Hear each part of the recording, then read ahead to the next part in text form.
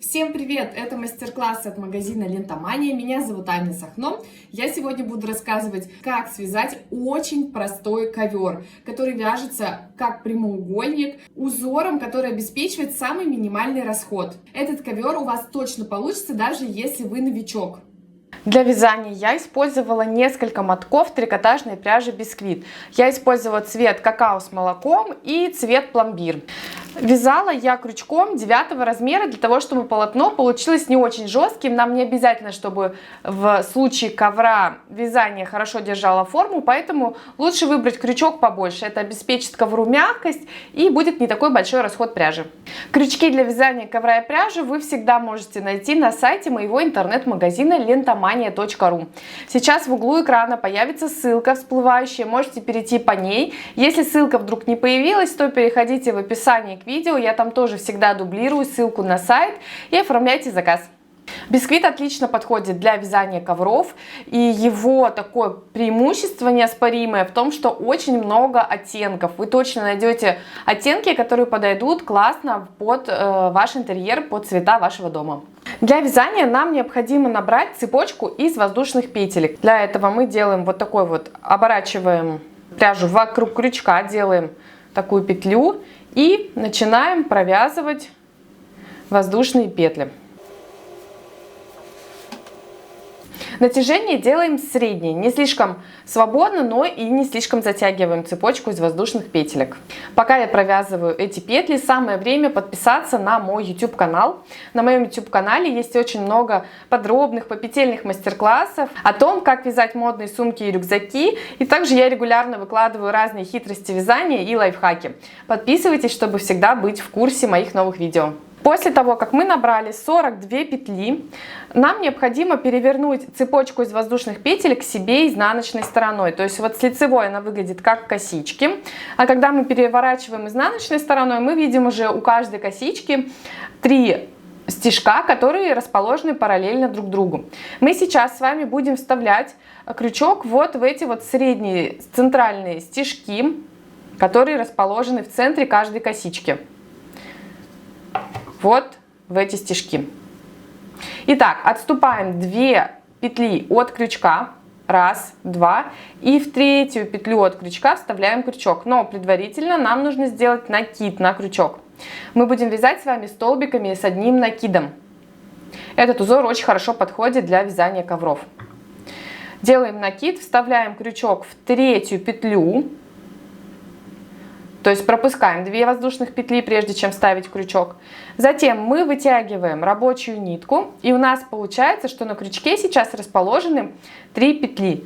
Мы захватываем рабочую нитку и провязываем вместе первые 2 петли, которые находятся на крючке, а последнюю пока не провязываем. Теперь на крючке 2 петли, и мы еще раз захватываем рабочую нитку и провязываем оставшиеся 2 петли вместе. Таким образом мы связали столбик с накидом.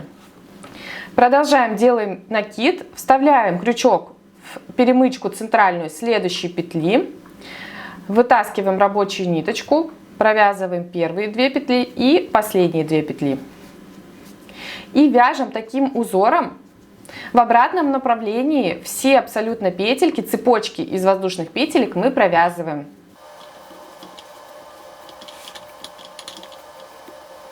Последнюю петлю цепочки из воздушных петелек мы будем провязывать по-особенному. Также не забываем сделать накид на крючок и разворачиваем последнюю петельку к себе лицевой стороной. Вкалываем крючок под верхнюю перемычку этой последней петли. В остальном провязываем точно такой же столбик с накидом, и можно немножечко подтянуть за хвостик последнюю петлю, если она у вас сильно расслабилась. Все последующие ряды, второй и дальше, мы вяжем по одному и тому же принципу. В конце ряда мы провязываем 2 воздушные петли, которые поднимут наше вязание на высоту второго ряда. Затем мы переворачиваем все вязание к себе обратно изнаночной стороной. И начиная со второй петли, вот с этой, то есть первую петлю, откуда провязаны у нас с вами воздушные петли, мы пропускаем. Это тоже как будто бы считается как элемент целый, как столбик без накида, такой фальшивый. А начиная со второй петли мы вкалываем крючок под обе стеночки петли, под косичку. Вот так вот это выглядит. косичка. И прямо внутрь под косичку вкалываем крючок и продолжаем вязать также столбики с одним накидом, только в обратном направлении. Здесь нужно быть только внимательным, чтобы не пропускать эти петли и провязать в каждую косичку по одному столбику. И обязательно не забывайте провязывать самый последний столбик без накида. Я сейчас покажу, как его найти. Я дошла до конца вязание второго ряда. Вот так сейчас у меня выглядят последние петли. Осталось мне провязать 2 петли. Я делаю накид, провязываю стандартную последнюю косичку, которую вижу, столбик без накида. И вот здесь может быть ошибка. Вам может показаться, что вы на этом закончили провязывание ряда. Но на самом деле мы еще с вами не провязали воздушные петли, которые делали для подъема при вязании цепочки из воздушных петелек. Поэтому нам нужно еще раз сделать накид на крючок и провязать последнюю петлю в крайнюю петельку. Как понять все-таки, если вы не совсем понимаете, сколько правильно ли вы провязали ли вы последнюю петлю, посчитайте количество столбиков без накида. Если вы делали все так же, как я, у вас должно быть 40 столбиков с накидом с одним. Если у вас все сходится, если у вас также 40 столбиков, значит вы все сделали правильно. Просто вяжете 2 дополнительные воздушные петли для подъема на высоту уже 3-го ряда и переворачиваем вязание с вами на изнаночную сторону и продолжаем вязать в обратном порядке столбиками с одним накидом.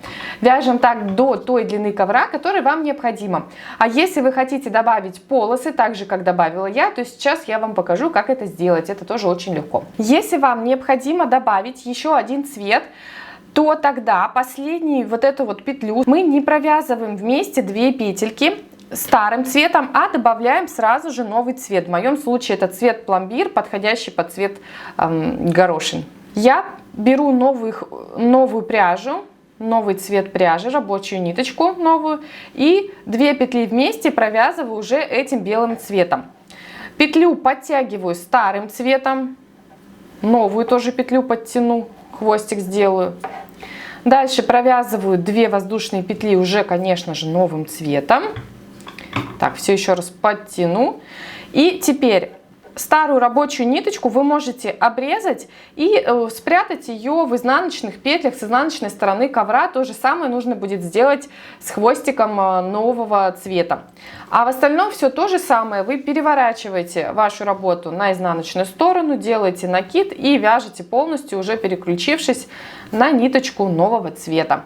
Соответственно, когда вам нужно будет перейти на старый цвет, вы делаете все то же самое. Нитку нового цвета обрезаете и начинаете добавлять в изделие ниточку нового цвета.